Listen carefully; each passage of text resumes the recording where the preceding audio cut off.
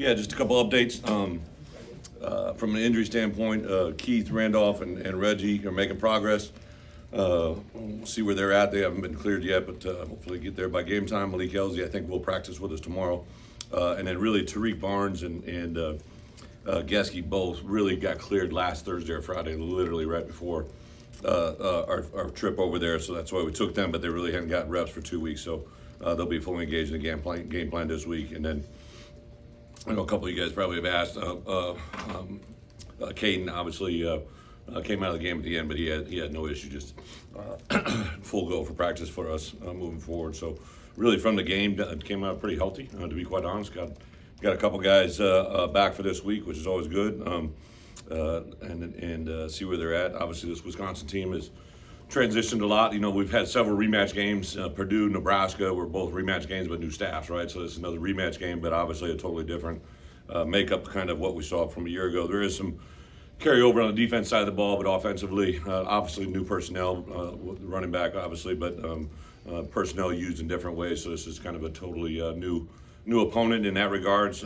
Excited to get back here in Memorial, and this is our 8th week, right? So there's some things that we started doing last week in practice. I thought our guys really responded well. I did some things Tuesday, Wednesday, and Thursday last week to kind of increase their mental reps and decrease their physical reps, and obviously played a 4-quarter game and played really strong at the end. So we'll mirror some of that coming forward this week and go forward. So with that, congratulations to Seth and Caden, 2 guys get Big Ten Player of the Week. I think that's a huge deal and very well deserved. I thought I asked Bret after the game, are we going to nominate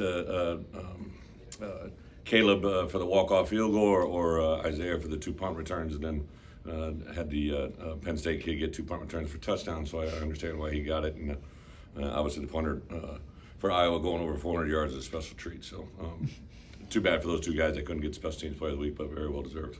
Brett, I'm sure every week is the same for you guys, but what's the key as a coaching staff when you do win? What do you emphasize to sustain? Yeah, really to stay status quo. Our schedule for Sunday really remains the same. Win or lose, I might tweak it, just because of the number of reps in a game, like the amount of time that we devote to the opponent versus the upcoming opponent. But we pretty much every Sunday kind of put the game to bed, win or lose, and then have a brief dinner break. We did have a victory meal, which I think our guys really enjoy. I know coaches enjoy as well. And then jumped into our preparation for Wisconsin. Sometimes we'll take them out on the field, depending on kind of where we are injury-wise and everything. But for the most part, that Sunday, the reason we do that is to really win or lose. You flush it and move on. And I want them to hear walking out of the building on Sunday night, nothing but our next opponent, which obviously was Wisconsin. So they turn the page, and then today is a day off, but we see a lot of our kids come through, watch film, get early game plan thoughts, and obviously come over and get a lot of treatment. Some of our guys do a voluntary lift on Monday as well. Brett, what changed for your lift in that timeout to go from calling field goal before half to going for it? The confidence in my coaches, Barry Lunny. I asked him if he felt good about the call, and he immediately answered, said he felt great with the call. All the offensive coaches felt that way, and then there was a little bit of a 3-headed monster going into that little scenario, right? We got really close on the pass play, so we were trying to get a read from the officials on whether or not the ball was crossed. They've gotten really hairy this year about coaches leaving the box. I was trying to get down there to ask the question, and the clock was running, and I had one timeout to use, obviously. So a little bit of that going on, with the addition to, if it was short, do we want to go for it? Do we want to kick the field goal? And then obviously when they called timeout, that kind of cleared everything up for us and let us go to that moment. But that's a position, those short yardage Yeah. that we talked a lot about in recent weeks.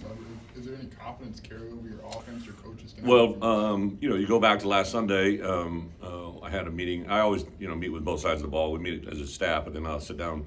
And one of the things I directed staff last Sunday was we were going to put in instead of having Wednesday be our third and short and fourth and short install, I moved it to Monday, and then we repped it Tuesday, Wednesday, Thursday. And obviously the first 3rd and 1 was on the very first drive that converted, and then obviously the next play was a touchdown. And I made a big deal of that Sunday night in my presentation to the team about how we win games, and a lot went into that prep and a lot went into the results. Coach, do the, maybe more mental reps, a little fewer the physical reps. Is it always, are you always looking at that midpoint of the season, or do you adjust for the team or schedule? Or? Yeah, I think as a head coach, it's one of the things that I think like today, I had 3 sheets laying in front of me of kind of tomorrow's practice schedule, and I'd kind of gone back and forth several times with what I wanted to do as trying to tweak it between a certain number of periods and a certain number of walkthrough periods. And Mark Torson, our chief of staff, he came in and I think he saw all 3 sheets, and I kind of went with one. But I've modeled it a lot off of what we did last year in week 8 a little bit. There's a little bit of carryover from where you've done things in the past, but really it's about this year's team, right? And last year and last week in particular, we had those 2 freshman running backs. We knew they were going to be probably the guys on Saturday, so we wanted to get a lot of good early down reps with them. So we kind of increased the number of early down reps and minimized the number of third down reps that they took. So it's a little bit of give and take each week, to be quite honest. But yes, you do all year long kind of taper as you get going, and then obviously coming out of the bye week, we'll use a little bit different schedule because we'll get an extra day of preparation or a couple days of preparation for that as well. Coach, the game plan and really the execution offensively, was that more indicative of the identity that you want to have as an offense? You talking about this past week? This past week. Yeah, well, anytime you have success, that's an easy answer, right? But I do think, Barry in particular, felt really good going into the game. Talked about things the week after that, obviously out of the Nebraska game, and I think early on we kind of, the way Reggie was moving around, and obviously we knew we weren't going to have Josh. I said, hey, let's just go with the game plan of we're going to have Caden and Aiden as the availability and Fidanzo as the running back tandem, and let's go from there. We devised a game plan, and anytime he gained 12 yards on the first play, it was a pretty impactful play, and then had a nice mix on that first series of some run and pass, and then I think the 3rd and 1 to convert it into the touchdown the next play really had a huge part, and then we scored on series 1, 6, 7, and 8 of 12 series, right? So 6 was the one right at the end of the half, obviously, that it resulted, and that was directly from a guy of ours stripping the ball out.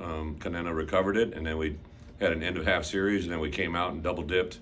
And I kind of knew Locks, like we've said, I knew they put a huge emphasis. He comes from the same coaching tree as I about kind of the Belichick, Saban double dipping. That's a big thing with those guys, and I knew what I was trying to do, and I also knew what they were trying to do. Coach, I know Wisconsin's the focus, of course, but you got 5 conference games left. A lot of things still available to you. Do you guys talk about that at all as a team? Yeah, I think. But anytime on Sundays, as a head coach, I usually. I at the end zone in on what we're doing, but I do take a picture about where we're at, what we're doing, whether it's win or lose. We talk about it. I think that where we're at right now, to be a 3-4 football team, I was more emphasis on what we got to do to take care of this week than anything else.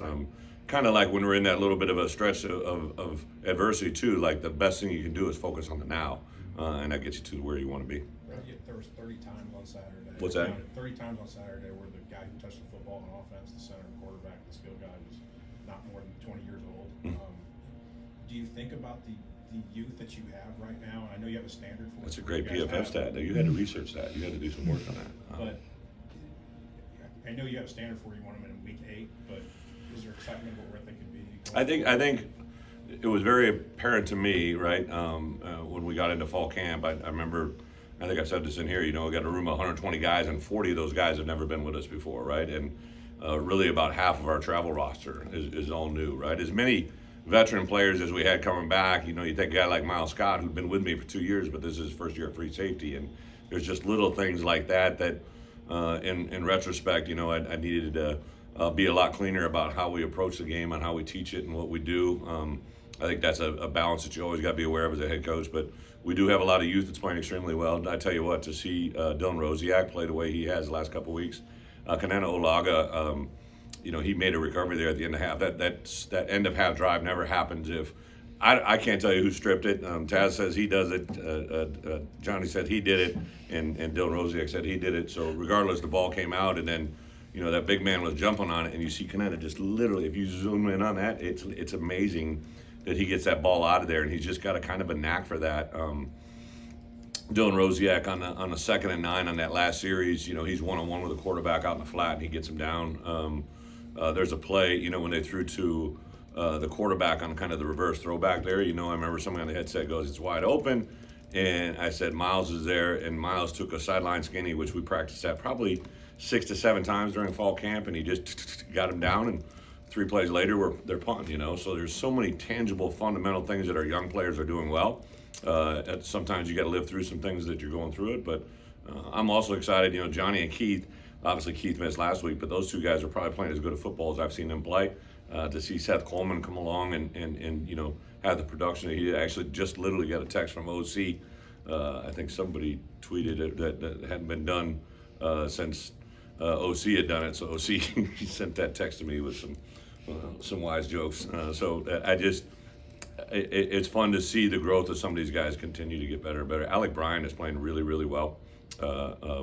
Gabe had a really good week of practice. I thought he was going to kind of have one of those games. I think when he missed that sack early, that kind of frustrated him a little bit. He's so bound up.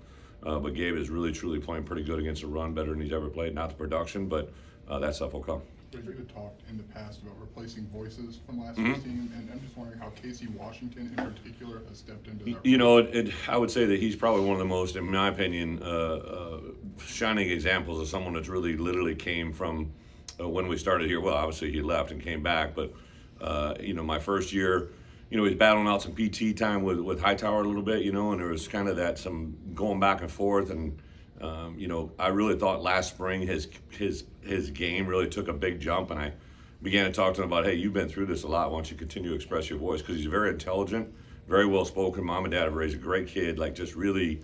And then it was interesting on Sunday. Like most of the time for me, I always tell our coaches and I tell our players, I coach with my back to the bench, right? So that's a purposeful thing that I do, that I've done that my entire career. I don't turn around much. When I turn around, it's to speak and say something. But most of the time I keep my back to the bench because I have a coach. My responsibility, I think, is to manage the game. Like I can't imagine these coaches that don't wear headsets or don't stay engaged with what's going on, because I literally, you know, click over and tell defensive things that are going on offense, vice versa. So it's very seldom as a head coach you get to turn around. Obviously during breaks there's a difference. But I said, hey, is there any voices on Sunday, you know, that anybody'd like to talk about or be out? And literally like 3 or 4 of my coaches, both sides of the ball at the same time, said Casey Washington was unbelievable. And you can just see the confidence ooze out of him. There's a connection between him and Luke. You know, that same play was literally the drive that it wasn't the same because the defense played a little bit different, but that same play that he caught at the end of the game, he caught at the end of the half, which gave us a big gain as well. So, but just a lot of confidence in that young man. Brett, it feels like your offensive line really set a tone there Yeah. early and throughout the game. Like, what have you noticed just personnel-wise about that group gelling? You know, practice does make a difference, to be quite honest. And Zai, that was the first time he had literally completed a week of practice in all of fall camp. Zai probably played his best game that he's played since he's been here. So for him to take a step forward, you know, Julian's always played pretty good. You know, Hunter, you know, got better. I do think Geske will be back with us this week. Josh made a noticeable improvement from the last game to this game. So, yeah, there's definitely some positives that are coming forward. And I think, you know, Isaiah Adams, every game he gets at right tackle is just making him improve. So we worked Tanner Arkin. I'm sure you saw that in the mix a little bit. And he was a nice addition in our 12 personnel and then 13 as well. So, yeah, we're getting some new faces in there and doing a good job. With Coach, the is that- double is dip, you know, Barry said, you know, he didn't have the percentage off the top of his head. Yeah. But if you get it, pretty good chance you're going to win. Yeah, if you double dip, and really, if you just think about the pure math of it, like if you think about different football games you've either watched or been a part of, and if the offense scores 2 times without the defense going on the field, it's usually a turnover, a sudden change, right? That's how it normally happens. People don't notice it much, and because there's a halftime and a band in between, and you know, a trip to the soda stand, right? But that's exactly what happens if you watch a game where an offense scores, and before the other offense takes the field, you get another score. It usually changes the momentum of a game, and that's kind of what it is. Coach, Zach Toby left the game. Do you know what his status is? Oh yeah, Zach. Yeah, his was a chest. All the X-rays are negative. He's just a little bit sore, but we do expect him to be back out there. If not this week, he'll be back after the bye week. For you personally, heading into a Wisconsin game, is there still any emotion, or is it different now that you kind of got the reunions out of the way? For me, with Wisconsin coming here, there's always, you know, it was 9 years of my life. Got married in Madison. Have a lot of coaches that are on that staff that are, you know, not so much now, but they're always going to be those things. But it literally vanished as soon as I left there. Like it just, I'd been through it before a couple other times, so. Just have Luke and I have known each other for a long time. I have a lot of respect for him. Don't know a lot of his coaches, but obviously a guy that has built a lot of tradition of what he did at Cincinnati. He's continuing forward there. So, yeah, just a lot of respect more than anything. Without Keith on Saturday? What's that? Without Keith on Saturday, what did you get out of your defense Yeah, I thought Johnny, he kind of took into that role, played him kind of in that position. Bryce Barnes did a nice job. I thought Seth McConnell has just continued to really get a lot better every time. Denzel Daxon, another guy showed up. Alex Bray. We had Pat Farrell there. He didn't get in there, but Pat Farrell had a nice week of work. But I think, in particular, I think Bryce and Seth really jumped forward. Johnny just continues to be very impressive. And I didn't realize his whole recruiting thing. That I found out about that midway through the week, that he had committed there and all that goes into it. So I know it was a fun week for all those guys. I think they really just enjoyed the game from A to Z, and obviously that'll carry forward hopefully in our prep against Wisconsin. Great, you guys obviously do some like pre-scouting work. Yeah. But what are the logistics when their quarterback gets knocked out Yeah. the week before? What is the early part of the So I had watched a lot of North Carolina film specifically, right? Obviously during the spring, during the summer, and just trying to get a feel for Longo, and obviously that was a different quarterback, right? So I kind of had looked at it through that perspective, and there are some things obviously that carry over from there, but they've kind of had their own little Wisco type offense that they got going, I think, which is obviously a big responsibility on the OC, but I can see Luke's hands in certain things probably as a defensive guy. Their quarterback that came in the game, obviously he's a new quarterback, but he's had, experience, and he also, got an entire second half, he's got a good feel for the game. Obviously with the running backs, when they're running the way they have, that takes a lot of pressure off them, and I think they're very good up front, and on the perimeter they got some choices. So, but I think anytime you're breaking a new quarterback, there's going to be that get to know you period that I think as coaches we have to prepare really for everything, because they haven't really showed what they can do. I think he moves really well, better than I thought, he moves better than I had hoped, I guess, and creates threats in that ball game as well. How is their run game different in this offense, and what's the challenge of Braylon Allen? Yeah. You mean from what they've been? Yeah. Well, it's just totally different. It's 11. It's a lot. They have smaller personnel on the field, but a lot of their same concepts: inside, outside zone. Do some pin pull and some stuff that just still carries over. I think offensively, you've literally seen them kind of change and evolve during the course of the year. Now, anytime you play Iowa, they're a little different, right? They present such a challenge defensively. Sometimes the game plan that you see against Iowa can't carry forward to a lot of what they do. Iowa plays a lot of quarters and plays a 4-down front, which, for us, there's not a lot of carryover into the look. But obviously the Purdue game is a good one for us to take a peek at, and there's some carryover there as well. Even Washington State in some games earlier in the year. I guess Aaron had talked about what he's able to do on third down when it's 3rd and 6, 3rd and 7. I guess what do you notice out of him as a play caller, just the way your defense can execute longer? Yeah, and so I've had a lot of defense coordinators. I think I don't know how many I've had now, but guys that become head coaches: Charlie Partridge, Chris Ash, Dave Dorn, and obviously Ryan. So I've known Aaron in such a different capacity, right? Like, so he literally came in my office last night, I believe, like 10:30 or so, and I had like 30 plays I wanted to show him or whatever. We went through the game, and all of a sudden I look at the clock and it's 12:30, right? And like you guys sit up here, he can just go, right? Like, because it's when I have an edit I want to watch with him, I like watching it with just he and I, right? Because I've been trying to grow him. Like one of the things that I really like to do is with young new coordinators is kind of grow them, work them, and from a defensive point of view, it's a little bit different than offense, but he can really go, right? Like, he can really talk, and like, so it takes us 2 hours to get through a 30-play edit, right? Because we end up talking about it goes in this direction. But what I've noticed out of him, a play caller, his directness, his assertiveness.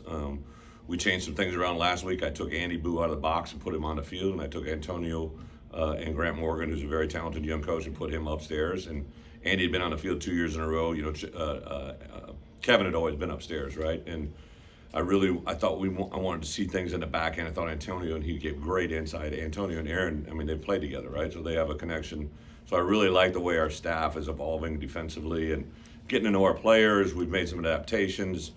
Some of the things that we do well, some of the things we haven't done well, taking advantage of some personnel, but also not allowing them to take advantage of our personnel, like, is a big part. I think one of the things defensively you really have to be aware of more than anything is all offensive coaches look for your weakest links, right? They want to look for things they feel they can attack, and when they're doing that, you have to take notice of that, because that's what they see, right? It doesn't matter what we see. I always tell them you always got to look at it from an opponent point of view. What are they telling you your issues are, and that's what we really hone in on. Thanks, guys. Thank you.